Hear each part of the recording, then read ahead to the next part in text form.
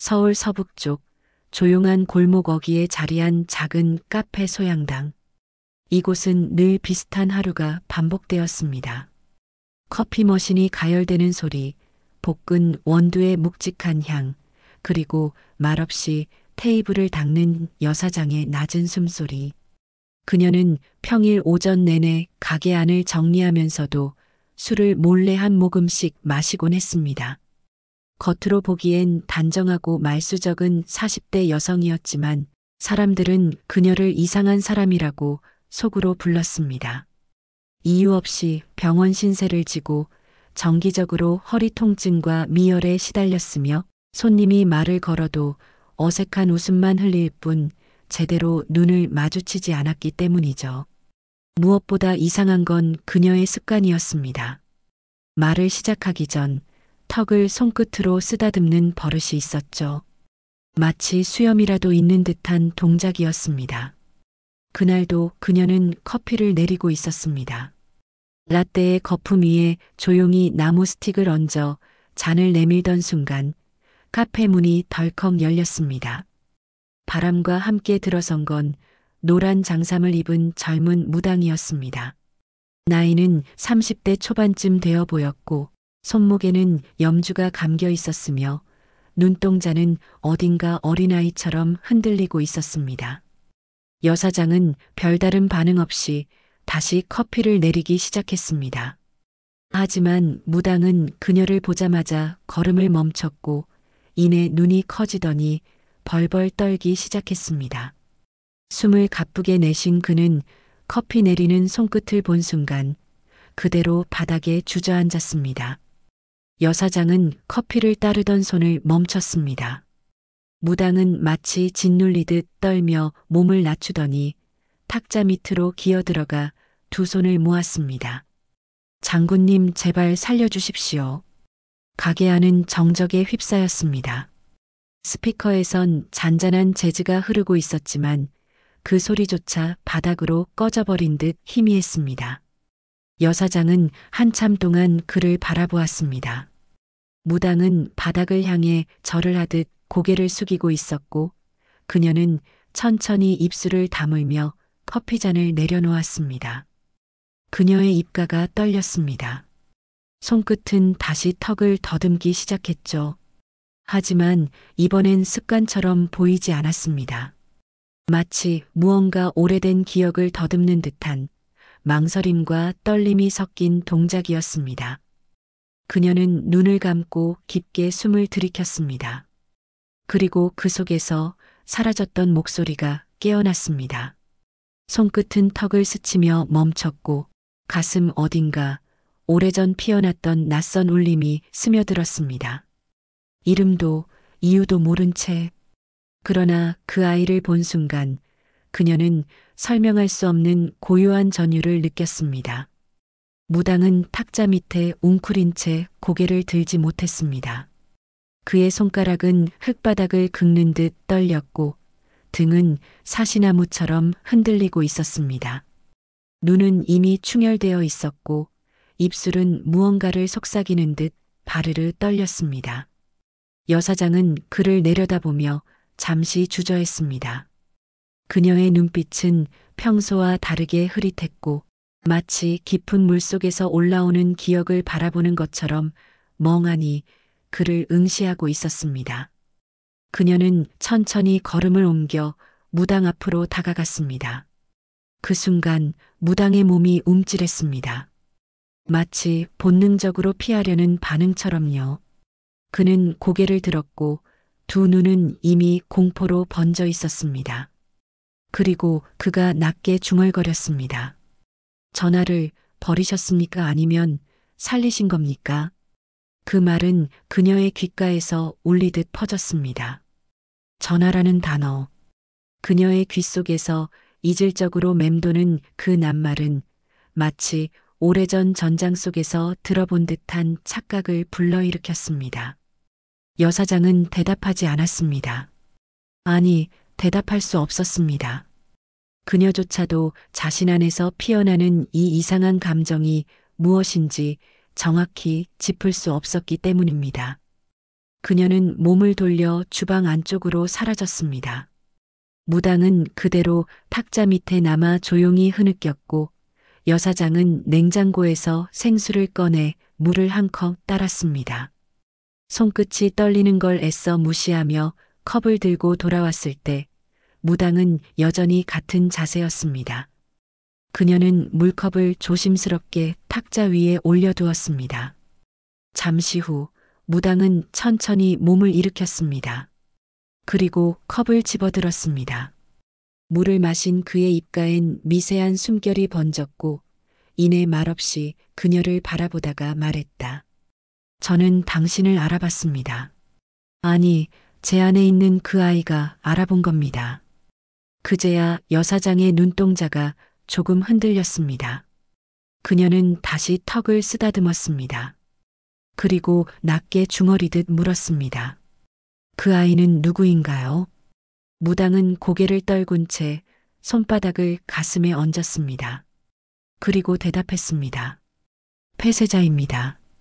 세상에 기록되지 않은 그러나 왕이 될 아이였습니다. 그 순간 여사장의 입술이 천천히 굳어갔습니다. 손끝은 멈춘 채 턱 위에서 얼어붙었고 그녀의 몸 어딘가에서 짧은 진동이 일렁였습니다. 커피 머신의 증기가 다시 피어오르기 시작했지만 가게 안은 어느새 전생의 공기가 스며든 듯 숨조차 쉬기 어려운 정적이 흘렀습니다. 그날 이후 카페 소양당의 공기는 미묘하게 바뀌었습니다. 무당은 매일 찾아왔고 여사장은 매일 같은 시간에 커피를 내렸습니다. 그러나 둘 사이에는 단 한마디 말도 미소도 없었습니다. 대신 오래된 맹세처럼 침묵이 오갔습니다. 그날 저녁 여사장은 카페 문을 일찍 닫고 홀로 앉아 있었습니다. 커피 향은 여전히 공기 중에 남아 있었지만 그녀의 손끝은 컵을 잡고서도 미세하게 떨렸습니다. 무당이 남기고 간 말들이 머릿속을 떠나지 않았습니다. 폐쇄자, 왕이 될 아이, 그리고 전하. 그 단어들이 가슴 밑바닥 어딘가를 자극하고 있었습니다. 말로는 설명할 수 없는 서늘한 울림이 피처럼 번지고 있었죠. 그녀는 천천히 자리에서 일어났습니다. 주방 쪽 벽면, 오래된 선반을 향해 무심히 걸음을 옮겼습니다. 그 위엔 예전부터 있던 작은 나무함이 하나 놓여 있었죠. 언제부터 있었는지는 기억나지 않았지만 이상하게도 지금에서야 그 존재가 또렷이 보였습니다. 그녀는 그저 습관처럼 손을 뻗었습니다. 뚜껑은 생각보다 쉽게 열렸고 안에는 낡은 목걸이 하나와 오래된 종이 쪽지가 놓여 있었습니다. 그녀는 목걸이를 들어 올렸습니다. 굵은 실줄에 메인 나무 조각, 뒷면엔 닳아버린 글자가 어렴풋이 남아 있었습니다. 그리고 그 순간 눈앞이 희미하게 흔들리더니 짧고 강렬한 장면 하나가 스쳤습니다. 붉게 물든 전장, 고막을 찢는 함성, 그리고 갑옷을 입은 손이 어린아이를 말 안장에 태우는 장면. 그녀는 숨을 들이켰고 손에서 목걸이를 내려놓았습니다. 그리고 바닥에 떨어져 있던 쪽지를 펼쳤습니다. 글씨는 오래되어 번져 있었지만 단 한 문장은 뚜렷했습니다. 운을 지키다 죽는다 해도 이 아이는 언젠가 알아줄 것이다. 심장 아래 어딘가가 저릿하게 아려왔습니다. 그 문장이 낯설지 않았습니다. 마치 자신이 쓴 글처럼 느껴졌습니다. 그녀는 턱을 천천히 쓰다듬었습니다. 이번엔 무의식이 아니었습니다. 무언가를 더듬고 기억해내려는 몸의 반응이었습니다. 그날 밤 그녀는 무당을 떠올리며 불 꺼진 가게 한가운데 앉아 있었습니다. 커피 머신의 스위치를 내리지 못한 채 식어가는 주전자 소리만이 은은히 울리고 있었습니다. 그녀는 그 목걸이를 다시 손에 쥐었습니다. 기억은 여전히 조각났지만 마음속 어딘가에선 하나의 목소리가 속삭이고 있었습니다. 죽어도 넌 살아야 해. 그리고 처음으로 그 말에 눈물이 흘렀습니다. 새벽녘 여사장은 가게 문을 열며 바닥을 쓸었습니다. 한밤중에 내린 비 때문인지 공기에는 흙냄새가 배어 있었습니다. 마당 끝 화분에 고인 무릉덩이엔 낙엽이 두어 장 떠 있었고 그녀는 멈춰선 채 그것들을 한참 바라보았습니다. 무언가 지워진 듯 혹은 아직 완성되지 않은 듯한 기분이 마음 깊은 곳에 고여 있었습니다. 무당은 그날도 어김없이 첫 손님으로 들어왔습니다. 그의 걸음은 느렸고 눈 밑에는 밤새 잠들지 못한 흔적이 드리워져 있었죠. 여사장은 커피를 내리며 물었습니다. 오늘은 무슨 꿈이었습니까? 무당은 대답하지 않고 자리에 앉았습니다. 그녀는 커피를 내리는 손끝에 집중하며 기다렸고 잔을 앞에 내려놓은 뒤에야 무당은 조용히 입을 열었습니다. 계곡물이 흐르는 소리였습니다. 바위 틈에 앉아있던 아이가 있었습니다. 누군가의 외투를 덮고 있었고 그 위엔 붉은 무늬가 번지고 있었습니다.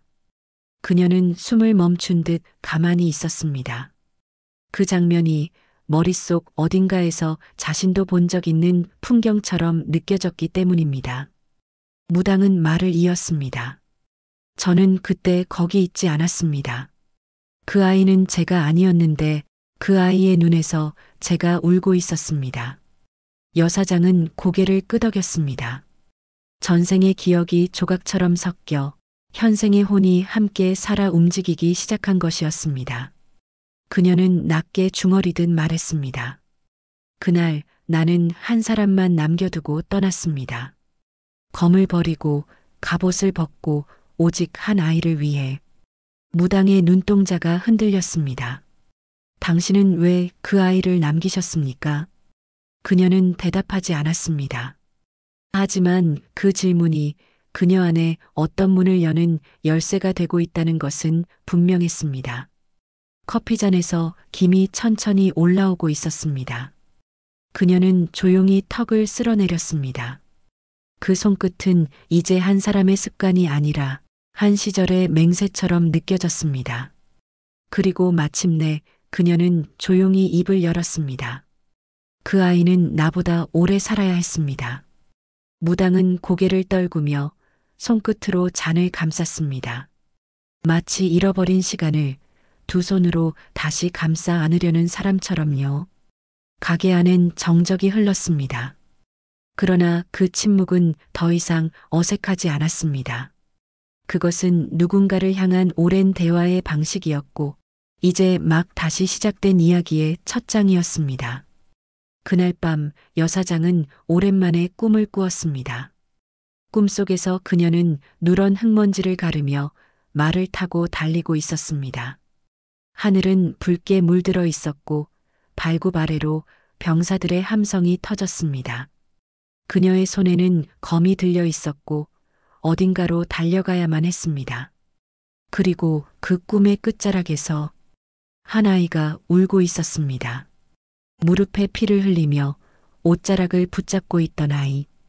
그녀는 칼을 내려놓고 아이를 안았습니다. 그리고 입을 열었습니다. 너는 살아야 한다. 그게 역사다. 그녀는 그 말을 끝으로 잠에서 깨어났습니다. 이마에 땀이 맺혀 있었고 가슴은 빠르게 요동쳤습니다. 하지만 어딘가 마음은 편안했습니다. 무엇을 받는지 분명히 기억나지 않더라도 그녀의 가슴 속에는 분명히 하나의 문장이 남아 있었기 때문입니다. 그날 나는 죽음을 선택했다. 그날 아침 무당은 유난히 조용했습니다. 여사장은 묻지 않았고 그는 말하지 않았습니다. 그러나 커피가 식어갈 즈음 무당이 먼저 입을 열었습니다. 어젯밤 꿈에서 장군님이 말했습니다. 저는 당신이 배신했다고 믿었지만 당신은 저를 위해 검을 꺾었다고 했습니다. 그녀는 고개를 숙였습니다. 당신을 죽게 했던 그 선택이 옳았는지 그녀는 아직도 알 수 없었습니다. 하지만 단 하나 그 아이가 살아 있었다면 그것만은 후회하지 않았습니다. 무당은 커피잔을 들어 한 모금 마셨습니다. 쓴맛이 입안 가득 번졌지만 그 씀씀함이 낯설지 않았습니다. 그리고 조용히 턱을 쓰다듬었습니다. 그녀가 습관처럼 하던 동작이었습니다. 그녀는 그 모습을 보고 조용히 웃었습니다. 그 손짓은 이제 하나의 언어처럼 느껴졌습니다. 잊고 있던 시간을 부르는 주문이자 두생을 지나 다시 만난 신호처럼 다가왔습니다. 창밖으로 바람이 스쳤습니다.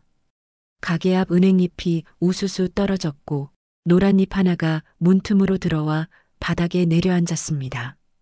여사장은 그날 밤 평소보다 늦게까지 가게에 불을 끄지 않았습니다. 커피 머신에 잔열이 가라앉고 컵들이 제자리에 정리된 뒤에도 그녀는 창가 자리에 앉아 마당을 바라보았습니다. 무당은 끝내 돌아가지 않았고 카운터 앞에 앉아 있었습니다. 둘 사이엔 아무 말도 없었지만 정적이 어색하지 않았습니다. 그들은 서로를 기다리고 있었고 이야기의 가장 깊은 조각 하나를 꺼낼 순간만을 찾고 있었습니다. 여사장은 잔을 하나 더 꺼내 원두를 갈기 시작했습니다. 그 소리는 마치 오래된 기억을 다시 갈아내는 소리처럼 낮고 묵직했습니다. 커피를 내리는 동안 그녀는 무당에게 말했습니다.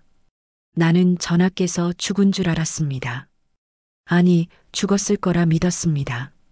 그래야 내가 살 수 있었으니까요. 무당은 조용히 고개를 들었습니다. 그리고 낮게 대답했습니다. 저도 장군님께서 저를 버렸다고 믿었습니다. 그래야 제 분노가 설명됐으니까요. 그녀는 커피잔을 두 손으로 감싸며 말을 이었습니다. 그날 밤 나는 선택했습니다. 누명을 쓰고라도 전하를 살리는 길을. 검을 꺾고 돌아서고 다시는 당신 앞에 설 수 없다는 걸 알면서도 무당은 그녀를 바라보았습니다. 그리고 마침내 기억 속에서 꺼낸 듯한 목소리로 말했습니다. 제가 그 숲에 도착했을 때 장군님의 말발굽 소리는 이미 사라진 뒤였습니다.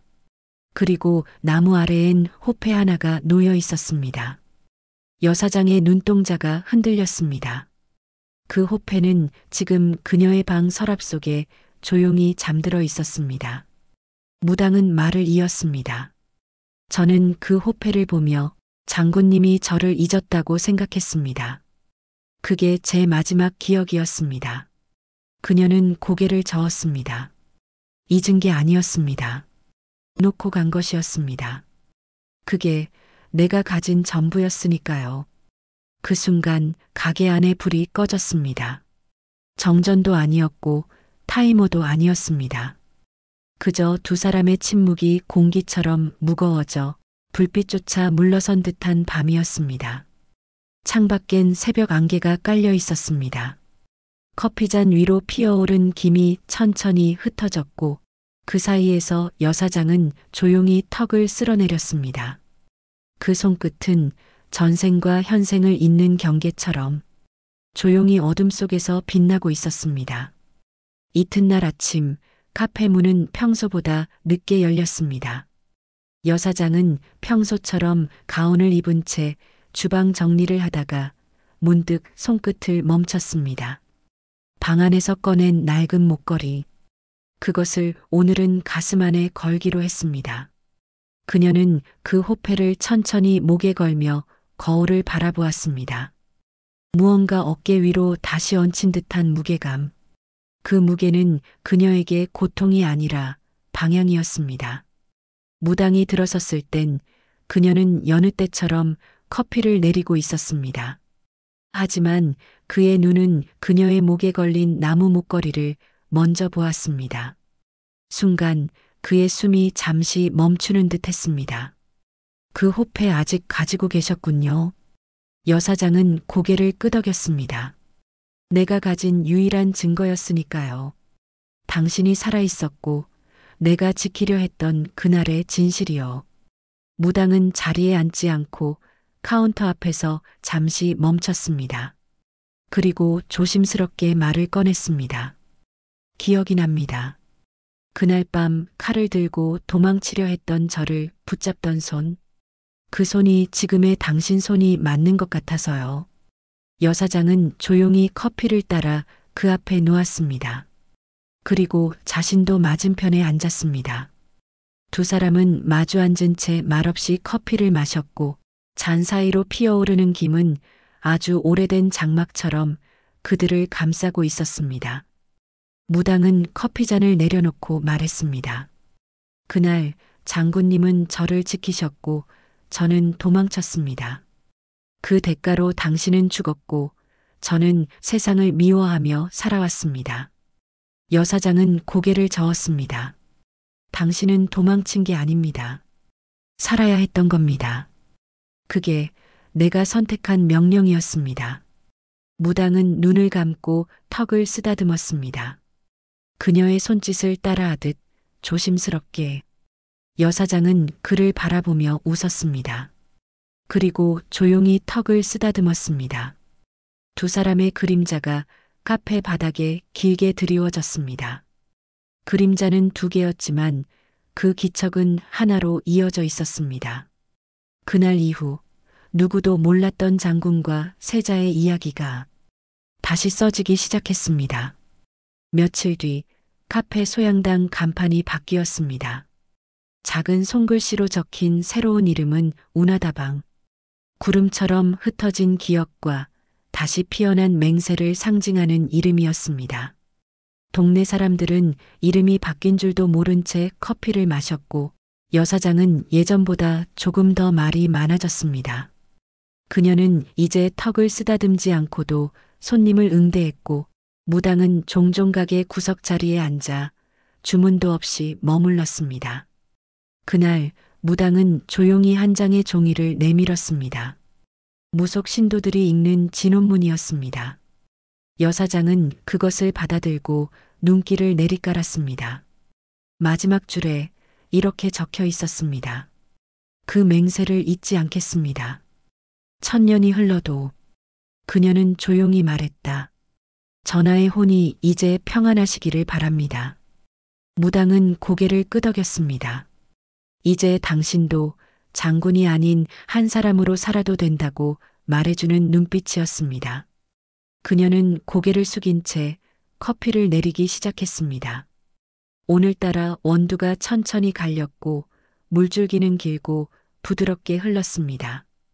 잔에 담긴 커피는 김을 피워 올리며 조용히 익어갔고 그 위로 그녀는 마지막으로 턱을 쓰다듬었습니다. 그 손끝은 흔들리지 않았습니다. 그녀는 턱을 마지막으로 한번 쓰다듬었습니다. 마치 칼날을 닦는 손끝처럼 조심스럽게. 그리고 무당을 바라보며 말했다. 전하 이제야 제가 돌아왔습니다. 그 말 위로 커피잔에 김이 피어올랐습니다. 전생을, 전하를, 그날의 약속을 다시 데우듯이요. 바깥 세상은 여전히 분주하게 흘러가고 있었지만 그 조용한 다방 안에는 시간마저 잠시 멈춘 듯 고요했습니다. 그리고 두 사람의 숨결 위로 피보다 진한 맹세 하나가 다시 피어오르고 있었습니다.